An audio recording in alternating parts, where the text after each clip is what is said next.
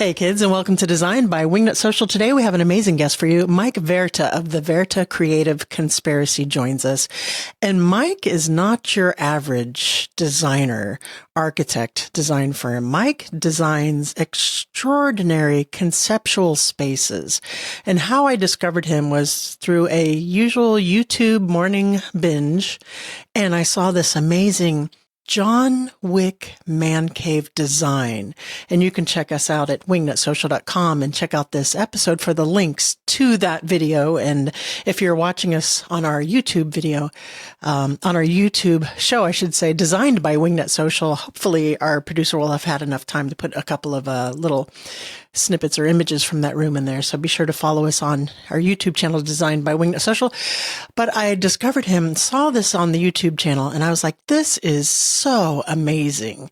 Oh, just incredible. And if you've listened to the show any length of time, you know I'm kind of a nerd.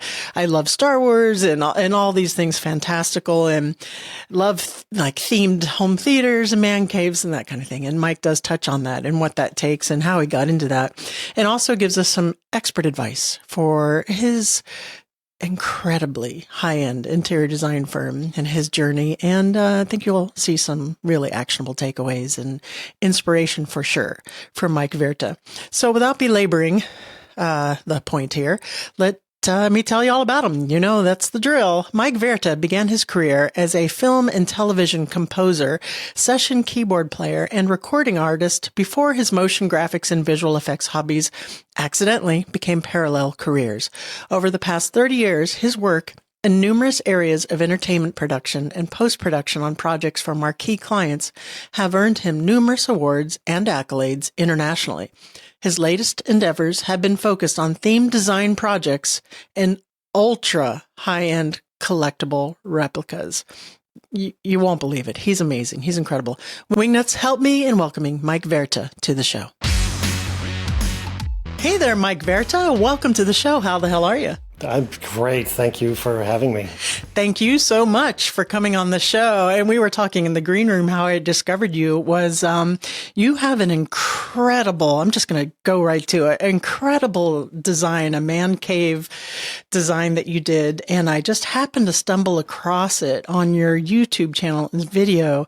Can you just tell us a little bit about that and tell the audience what your YouTube channel is so they can go see that. And then we're going to dig into your business, the genre and the niche of your business. And if we have any listeners in the audience who have the inkling of being grown-up nerds in their design business, just I think that's a whole generation of us, actually. I think so. Sure. Yeah, you and I are about the same age, so yeah.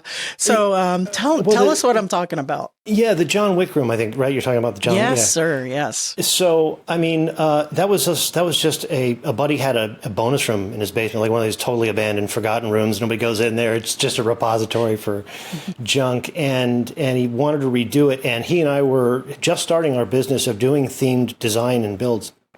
So he said, we should do my basement. I was like, oh, that's smart of you. Yes, we should do your basement. As a portfolio piece. Yeah, I got you. And so we were just trying to think about what would be a good theme for it, and a huge John Wick fan. And I had seen, I think it was John Wick 3 or 2, I don't know, not that long before. And I said, well, you should do it like the Continental, the Winston's Armory in the basement. And he goes, that's perfect. It's exactly the right vibe. So that's just as simple as it started. And it was a unique challenge because the room we were talking about is this giant room. It's this huge room with 13-foot ceilings, and this is just this little bonus room in his basement. So, from a design standpoint, it was like, well, how do you make a big space feel right in small quarters? It was a real challenge, but I think it came out okay, and it seems to have hit a nerve because a lot of people seem to really dig that room. It's a great aesthetic. And I feel like all I had to do was just be faithful to it, just get the vibe right, get the aesthetic right, and the rest would take care of itself. And I kind of think it did. And boy, did you. What a stunning room, and all the little tricks and tips you did to make it appear on scale with the original movie. And if you guys aren't familiar with the John Wick movies, those are action movies that star Keanu Reeves, right? And they're incredibly elegant and very, very high-end look. And as interior designers, I think it's the set design on these movies is something we can all appreciate. And you really nailed it. What is the name of your YouTube channel? Again, is it it's just going to be Mike Verta. It's just my name. Yeah, guys have to go check that out. And if you guys are on YouTube, make sure to subscribe to Designed by Wingnut Social on YouTube, and we'll have that. We'll have images of that too on our channel. It's just so beautiful. Thank you. As far as you're very welcome. Thank you for sharing it with us. So as far as getting into the themed room design situation, was that something that was purposeful? Because it's such a niche, right? How did that even develop? No, it was like most stuff in my career is a really winding path. I mean, if I saw videos of what my life looks like 30 years ago, I wouldn't understand how it got there. I was just writing music for film and television and touring my albums with my band. Visual effects and motion graphics was just a hobby. Sure. And it accidentally became parallel careers. But visual effects work and CG modeling and all that stuff sort of led to architectural visualization work, which is a little like, if you do that work, it's like getting a degree in interior design and architecture, because you're intimately working the lighting and the space and all the. I mean, you're in the space, figuring out what looks right, and so I'd been doing a lot of that, and then, like I said, a buddy of mine, he was doing themed designs and just said to me, "I'm stuck on this one room. Could you come up with something? Could you model something?" And yeah, sure, I'll do that. And so I did that, and then I went and actually helped him put it in the room. And I'd never been through that process before. So suddenly I'm standing inside my design, and there's just, I don't know. I mean, it just put the hook in me. And I just said, well, we should do more of this. And he's like, yeah, let's do more of this. And it was in Orlando, and Orlando has a built-in community for Disney fans. Yeah, I was just going to say that's a great place for. Well, there are whole communities that are owned by Disney. People own it's basically like they lease their house from Disney, and they have these little communities where it's just impeccably manicured. It's and they're nice homes, and so they all put in like custom theaters, custom bowling alleys. They all do custom stuff, and it's usually Disney based. So there was a sort of a built-in market there. If you wanted to do Disney stuff, which now includes Star Wars and Pirates of the Caribbean and all the Fox, everything. So I mean, that's why you'll see designs for Pirates of the Caribbean or for Avatar or for Star Wars or, but then like anything else, word of mouth being what it is, somebody would see that room and say, well, can you do something more like this or something a little more traditional? Yeah. But again, I didn't set out to do it. I just fell sort of into it, took the opportunity, and then found out it's amazingly fun to do. It's so fun. It's amazingly fun to watch you do as well. Yeah, so, and all of the video production, the FX and stuff makes your YouTube channel super enjoyable to watch because it's so well done. So you're definitely a renaissance. Are you finding that the themed rooms and getting into the design of themed rooms, is it so heavily one-sided? Is it mostly like a male-dominated audience, and is it mostly like man caves, home theater kinds of things, or you think it's going into? It's definitely if you had to, I'd say it's man caves and theaters. Okay. Is really the two biggest places, right? And the theaters, certainly in my experience so far, the wives or spouses have very, very strong opinions about what's going on in there. Yes, they do. And that's great. And then part of the design is, okay, well, let's have stuff in the room for everybody, and that's ultimately what I aim for. Is I want kids to want to play in there, and everybody else to want to just hang out there, even if they have no reason to. It's just, man caves generally, it's like everybody understands, okay, this is his room or her room or whatever. Like it's, it's just whatever they want. So it's a slightly different dynamic, but yeah. I was going to say that's part of being an excellent designer as well, is to make the room functional as well as gorgeous and, lasting, to be able to enjoy time with friends or family in it. So nothing's falling apart or. No, I can't stand that. I can't, Yeah, I mean, like, there's this thing about it. I don't like a lot of themed designs, and I'll tell you the reason I don't is because so many of them are just a lot of faux treatments. I mean, that's just what it is, and it's usually, I mean, it can be a lot of MDF, and this MDF is painted to look like rust, and this one is painted to look like wood, Right. and this one's, and what you're ultimately looking at is in a room that's just a lot of paint, and even if it's expertly done. No metal paint treatment looks like metal. It just doesn't feel like it in the room. I mean, Right. the air in the room is different when the materials are different. And so you're always in danger of making something that's kind of kitschy and it's not transformative because it's an illusion. So, I mean, from a distance, great, on a camera, great. But if you want somebody to be in the space, you want it to feel like a real space, a genuine space. So what that just means is that when I'm doing design work, I try to protect budgetarily, logistically, the ability to use a variety of real materials and not just themed materials, not just MDF and fiberglass or whatever, but authentic materials that represent what the space is so that it is an authentic space. I would rather be a little bit less bold with the design and have it be real metal. Right. Do you know what I mean? Mm-hmm. Yeah, 100%. Yeah. Yeah. So that it's that effect when you go in, you're actually there. Like a real designer, right? So for the John Wick project, I was watching the video again, probably for the 5th time. You actually did search and source pieces for that space. It's not just 3D printed. You actually really did source some stuff for that space. So how do you go about that? What does that process look like?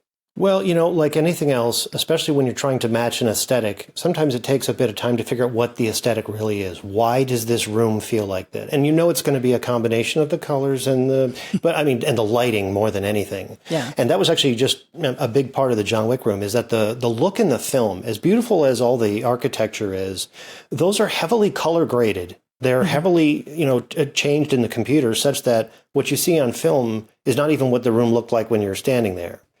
And so right away, there's this question about, well, do we want to light this space and choose our colors so that it looks the way it looked on film? Because the film's kind of green, and you're not going to look good in there, or do we want to represent what it really would have been looked like? Well, then it might not feel like the room. So my first mission on that was to figure out what the color palette would be and what the lighting would be so that it walked the line between feeling like the space, feeling like your expectation of the space, but also didn't make everybody look like they had jaundice. That it was still a comfortable room to be in. But with that aesthetic, then it was, looking at each one of those features. There were these columns and there's this sort of, marble looking floor and just trying to say, okay, can't do everything. We don't have an unlimited budget. We don't have unlimited time. Where do we want to put the money so that we get the feeling out of it? The floor, I would have loved to do that, marble, right? Obviously, why wouldn't you want to do? Well, the real one wasn't even that. They didn't have the budget for that then. I saw that. So that was actually such an important part of it. It just meant that if I was going to do that, that really had to be done tastefully. It took a lot of scanning and work and a lot of color correction and a ton of print tests so that it didn't read as fake, because then it's over. It's over. And it looks it really looks real. And for you guys who aren't watching us on our YouTube channel, is it a vinyl? What is the actual material? It is. It's a really robust, outdoor vinyl. And it was laid on, it was a concrete floor because it was in the basement. And that floor was carefully polished and leveled so that the vinyl would lay flat. But it's also, even though it's, vinyl and it's really robust, you can still feel and hear the concrete when you step on it. Right. So it messes with your mind, because even if your brain starts to trip you out that it's not stone, it sounds like stone, it feels like stone, it's cold like stone, and so it actually worked out really well. And it really does look like the marble floor in the hotel. You can't really, and it has a nice sheen to it, and it looks like $1 million floor for sure. So let's talk about the lighting in this room specifically. So films have filters and they have color, right? And if we lived like that in real life, you're right, it would be. So how did you achieve the effect with lighting in this room? Because I'm looking at an image right now, and then the the lighting is colored, right? Essentially in this room? There's a few different zones because I wanted to have flexibility, in the lighting as well. So there are LEDs that are in the soffit. They're in the in that drop down area, and those LEDs are inherently problematic for reasons. Yeah. So I had to really hunt to find what are ultimately really high CRI. They're like 99% CRI LED strips. What is CRI? So that's the color rendition index, and that's basically when how faithfully a color will be represented under a given light. Okay. And it's a little bit of you'll see them on LED boxes. You'll see their CRI index. The truth is, it's actually not a great system. It's easy to game, and the manufacturers do that. But if you do, what we do, which is put a spectrometer on it to actually find out what the color temperature of it and get a good high quality LED in there, it can represent colors okay. But it did mean those are really expensive to get them. Those aren't like your LED strips. Those are specialty LED strips.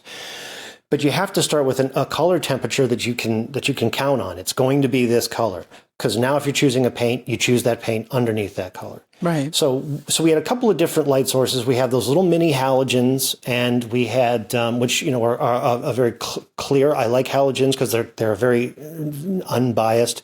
So we had those. We had the LED strips, which were very close to them in true Kelvin temperature, very in true color.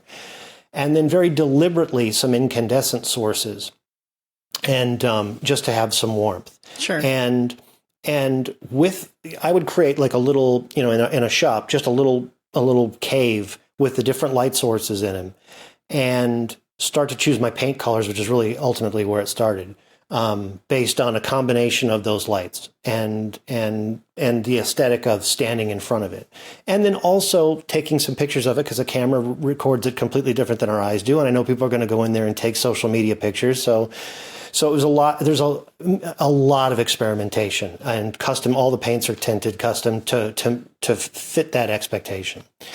And with the wall color and the lighting locked, then that actually ultimately determined what the colors were for the floor to complement that. Oh, I see. Yeah, I mean, I could have gotten the floor.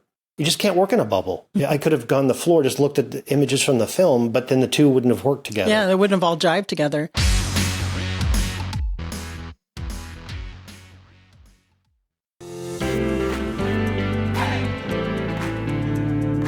I was going through a rebrand in my company and having a new website built. And I brought in Wingnut at around the same time and had them do a strategy. In that strategy, I found it to be really comprehensive and actionable. I, like probably many designers, find Instagram to be such a bear. I understand that it is so important. It is a visual medium. What we do is so visual, but it's an entire full-time job, and with running a business and actually doing design, it was just really not feasible for me to keep up that pace with Instagram if I ever wanted to sleep. So working with Wingnut, they have taken all of that off of my plate, which honestly is the most invaluable piece of working with Wingnut.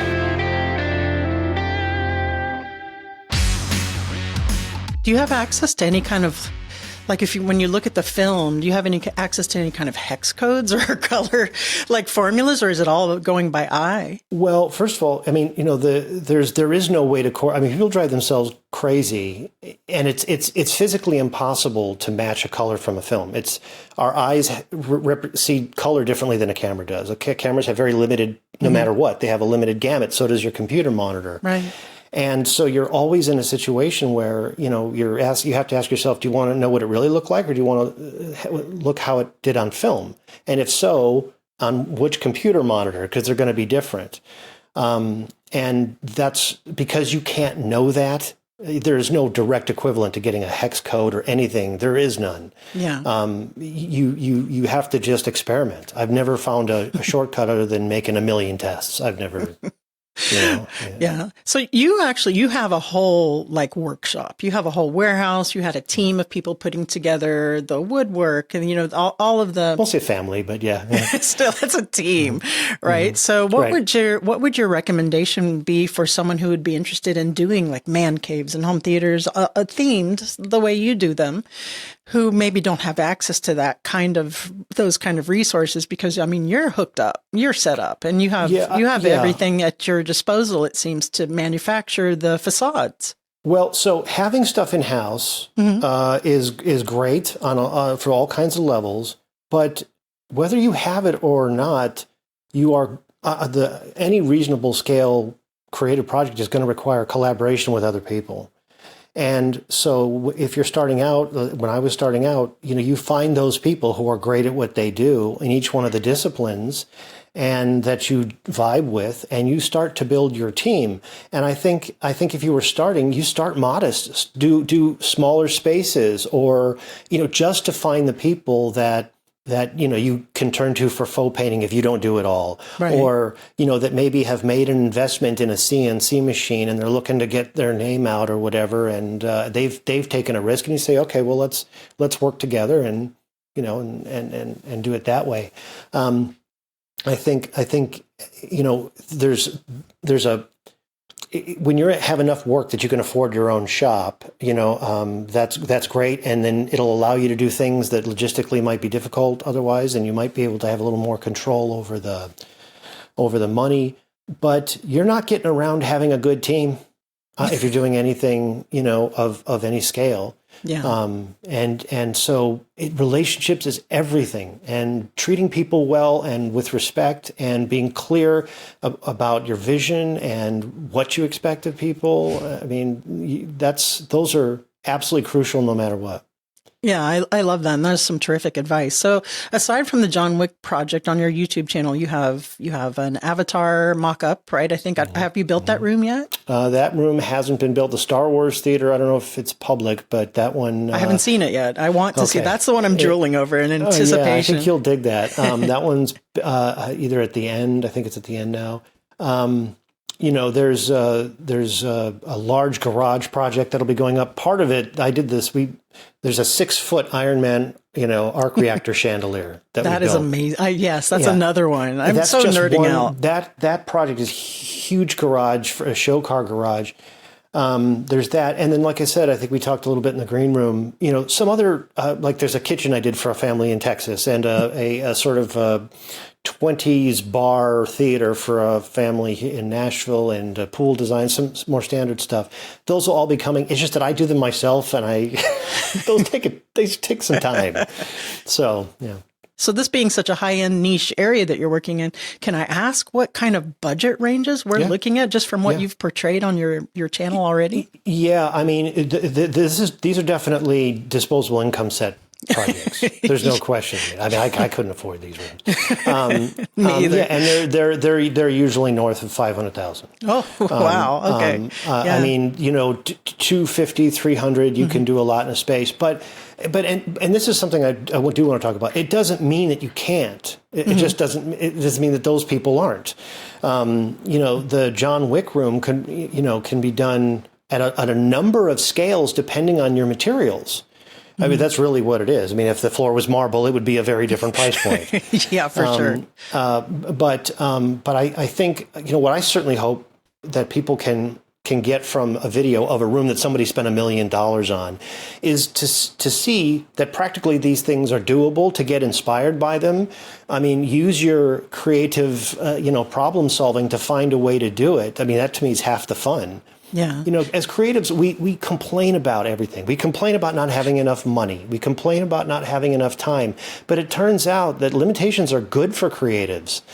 And, if you really want to try to get an experience and you're on a budget, you'll figure it out, or you'll figure out what's really important to you about it. So, it's great when you have a client that just says, money is no object. But what also comes with that is stratospheric levels of expectation. Yeah. And if you're not careful and if those relationships aren't good, that can take all the fun out of the job. I mean, if you work for somebody who's used to having everything they want exactly the way they want it, when they want it, and never hears no, then you're in a very high pressure, high stress situation. Yeah, we're familiar with that as interior designers. Absolutely.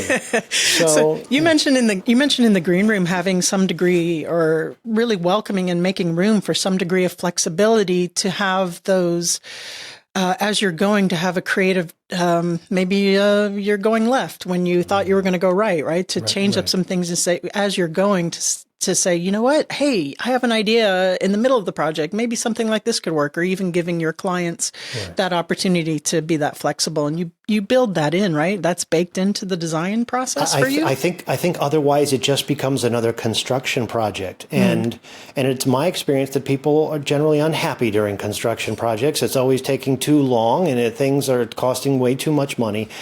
And it's important to me for a space that's supposed to be creative and fun, and for the homeowner to love it and love every part of the process in it.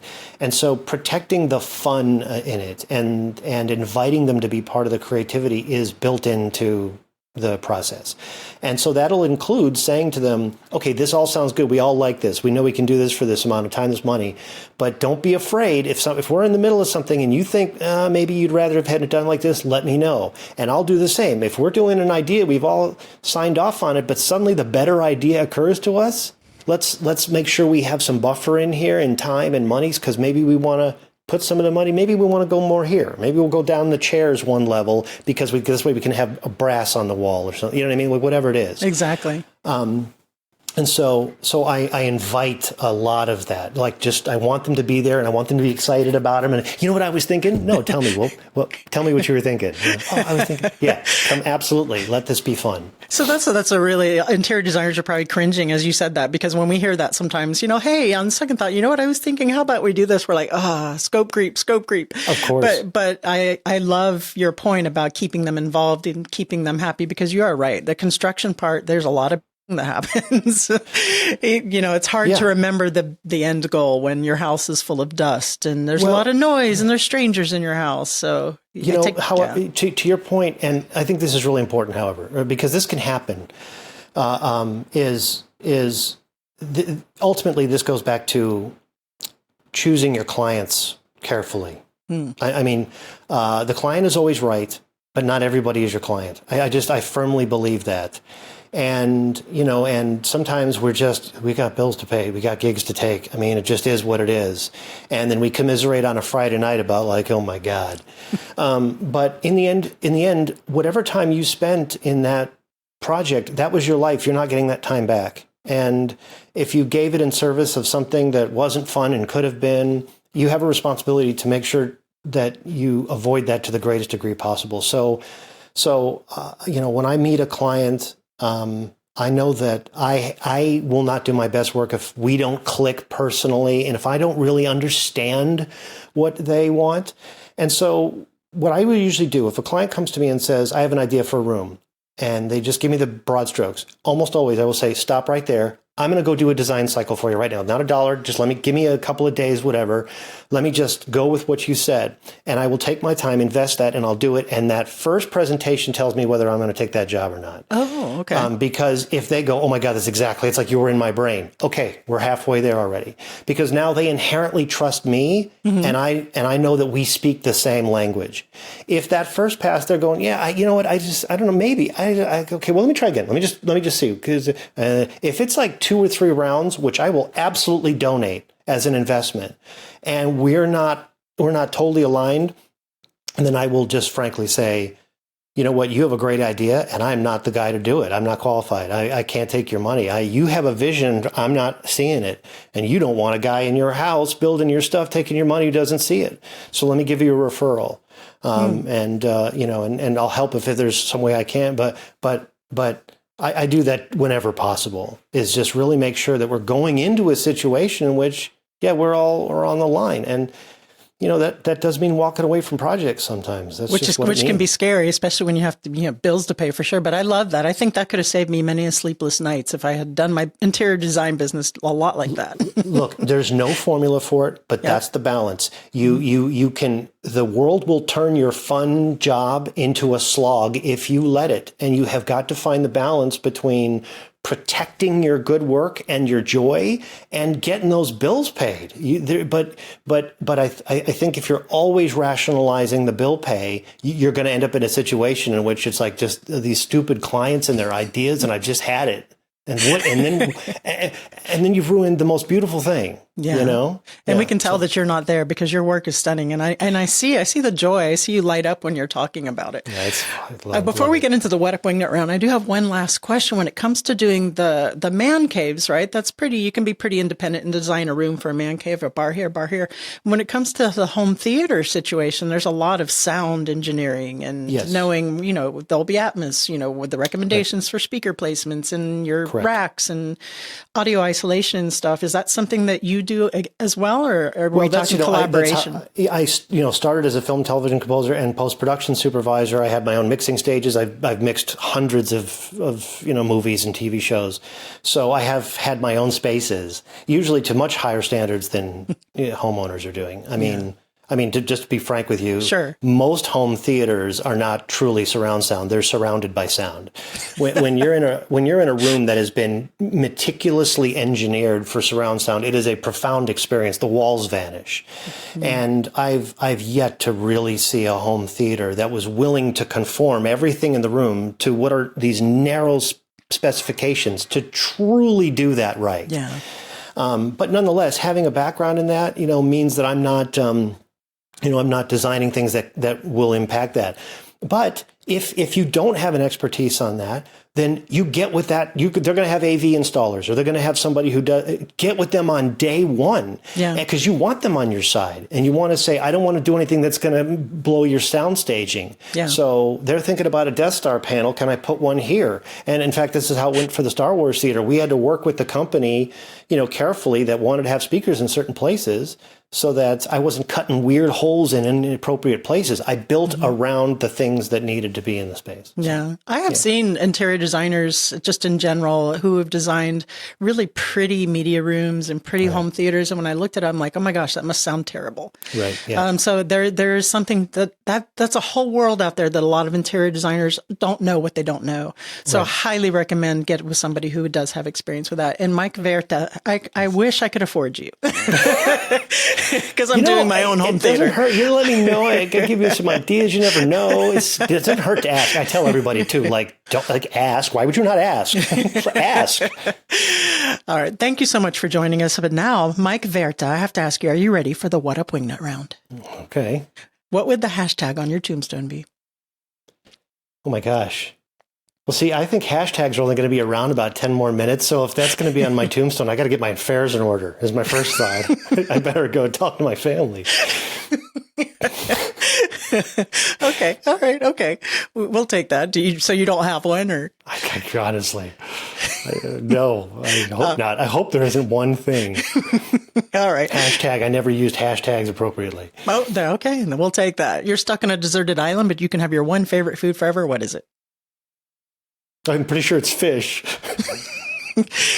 Aside from what maybe you could find there, unless I don't know why. Why is it about Reuben sandwiches? I don't know why. I don't know what it is. I something about them. There's all sandwiches, and then there's like Reuben sandwiches. They're not even that special a sandwich, but you can get me to do anything for a really authentic corned beef. I don't know what it is.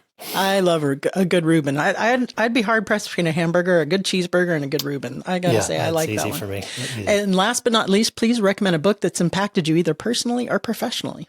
Yeah, I will tell you. As boring as it is, it's really any of. But it's a behind the scenes making of Star Wars book for me, because that Star Wars is the reason I became a creative, and any book that details all of the people and the creative process that they went through and the limitations that they had to struggle with and the politics, that set a expectation and template for how my life was actually going to go. And so, even though on one thing it's sort of just a curiosity behind the scenes book, it was also a roadmap and a template that I rely on every day. So, as I think about books that I've read that have changed my life, that actually had a surprisingly important, impact on me. Yeah. I love it. That's beautiful. Actually, in our own Star Wars connection way there. I was at 1977 when it came out. I was 10 years old. So I'm a little bit older than you. And I remember buying a little cassette tape recorder at the time so I could go in and record it so I could listen to it. Right on. Don't tell the movie, please, but just listen to it on audio. I was so great. I was a crazy little kid. That's awesome. Mike Verta, please tell the audience where they can go to find out more about you, the creative conspiracy, the Verta creative conspiracy, and we'll call it a day. Yeah, I'd say, stay tuned to that YouTube channel. That's where the love's going. And people like videos, I do. And I'm not slave to the content having to put out every week to get my followers. But what I do put out, I try to make sure is good and entertaining and have stuff that's informative on it. So I'd say that's your best subscribe would be the YouTube channel. All right. Sounds good. Thank you so much for joining us, Mike. You're an inspiration. Thank you so much. All right, guys, seriously incredible. I told you, he's an amazing creator, amazing person, and a Renaissance man. I loved my conversation with you, Mike. Thank you so much for being game to come on the show. Just a cold outreach. I was like, hey, I loved your YouTube video. You want to come on my silly little podcast? And he said yes. And he's kind of a big deal. So I really do appreciate that. Make sure to go and check out vertacreative.com. That's VERTA creative.com to check out his work. And hopefully by the time this airs, he'll have that Star Wars room up. That's what I'm really looking forward to seeing. But I have to say, I think John Wick is taking over my love for action films. I think that might be my number one right now. All right, guys. Thank you so much for joining us. Remember to head on over to wingnutsocial.com if you need help with marketing your interior design firm on social media. Right. So we do an extraordinary job of getting our clients through Instagram primarily, but Facebook, Instagram, TikTok, Twitter? No, I don't think we have anyone on Twitter. LinkedIn, terrific for commercial designers. That's wingnutsocial.com. And don't forget our Wingnut Academy course, Instagram for interior designers. If you're not quite at that space to where you're able to delegate that out, if you don't quite have the budget for that yet, you're not an over $1 million firm, highly recommend Instagram for interior designers to get you to that point. So then you can delegate that. And that's at wingnutsocial.com as well. All right, guys, remember, until next time, get out there, get uncomfortable, and be great.